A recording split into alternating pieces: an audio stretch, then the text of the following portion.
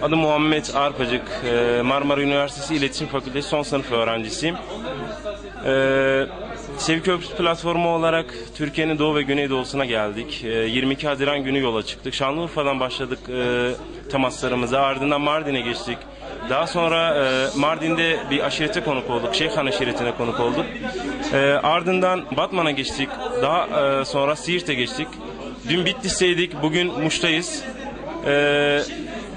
Bu 5-6 il kapsamında STK'larla, aşiretlerle, sivil toplum kuruluşlarıyla, valilik, belediyelerle çeşitli temaslarımız oldu. Bugün haksızlık ettiğimi düşündüm ve bunu söyleyen arkadaşımız bulunduğu kent itibariyle milliyetçi damarlar barındıran bir kentten gelmişti.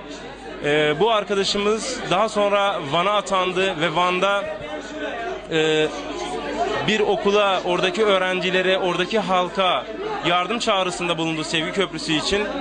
Sevgi Köprüsü'nden. Sevgi Köprüsü de üzerine düşeni yaptı. Bölge halkı ve öğrencilerine yardımda bulundu. Son olarak 2009 yılında Bingöl'ün Karlova ilçesinde aralarında husumet olan iki aileyi barıştırdı Sevgi Köprüsü. Sevgi Köprüsü'nü anlatmak gerçekten yani söyleyeceğimiz çok şey var ama daha fazla yer almamak adına böyle bitirelim inşallah. Birkaç tane yapmış olduğu çalışmaların neticesinde birkaç tane olumlu meyvesini ben anlatmak istiyorum ve sonra konuşmamı bitirmek istiyorum. Sevgi Köprüsü'ne katılmadan önce bir arkadaşımız şunu düşünüyordu. Ben şimdiye kadar Doğu ve Güneydoğu'ya zorunlu görev kapsamında geleceğimi düşünüyor ve bundan korkuyordum diyordu. Ben bu geziye katıldıktan sonra artık vicdanen Doğu ve Güneydoğu'ya gitmem gerektiğini gördüm. Olduğumuz izlenimler kısaca bu şekilde. Önümüzde yaklaşan seçim sürecinde ve çözüm süreci veya barış süreci artık nasıl adlandırılması gerekiyorsa sonuç bizim için insanların huzurlu olması, kardeşlik içerisinde, birlik ve beraberlik içerisinde olması. İsmin hiçbir önem ve anlamı yok.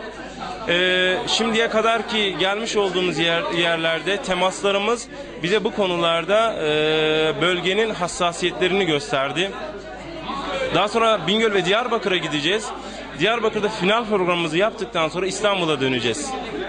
Sevgi Köprüsü platformu kısaca bu şekilde, bölge temaslarımız bu şekilde. Bize destek veren, bize ilgi ve alaka gösteren bütün kurum ve kuruluşlara, özellikle bölge halkına çok teşekkür ediyoruz. Acılarını yüreğimizde taşıyoruz Sevgi Köprüsü ekibi olarak. Sıkıntılarını yüreğimizde taşıyoruz. İnşallah bu farklı arkadaşlarımızla yarın öbür gün vali olacak, kaymakam olacak, doktor olacak veya mecliste, parlamentoda vekil olacak arkadaşlarımız buradan elde etmiş oldukları izlenimle Türkiye'ye daha yararlı, daha faydalı çalışmalar üreteceğine Sevgi Köprüsü olarak inanıyoruz. Ve çok önemli bir husus, Türkiye'nin hali hazırdaki anayasasının değiştirilip yerine yeni bir anayasanın yapılması için ciddi manada gayret sarf edilmesi gerektiğini söylüyorlar. Bugün Muş'ta da gördük.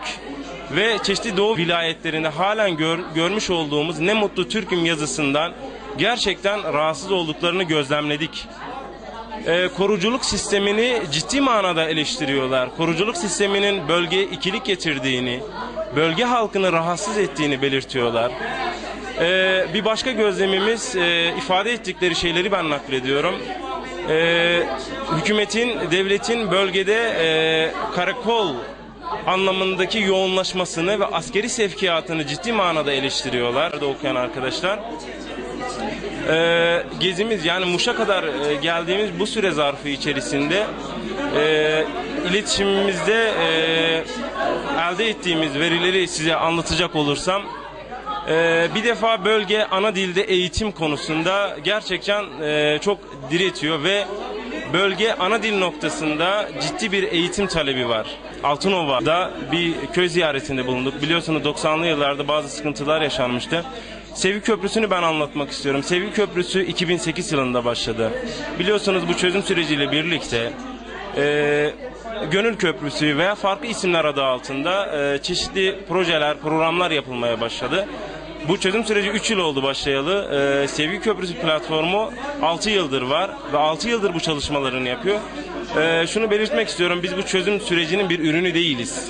Biz daha çözüm süreci başlamadan bu işi çözmeye çalışan arkadaşlarız. Biz 7-8 tane üniversiteli arkadaşımızla birlikte şu an yanımda bulunan arkadaşlara da baktığımızda Konyalı, Mardinli, Balıkesirli, Manisalı, biz kozmopolit bir yapıda bir ekibiz. Kurucularımız da aynı şekilde kozmopolit bir yapıda.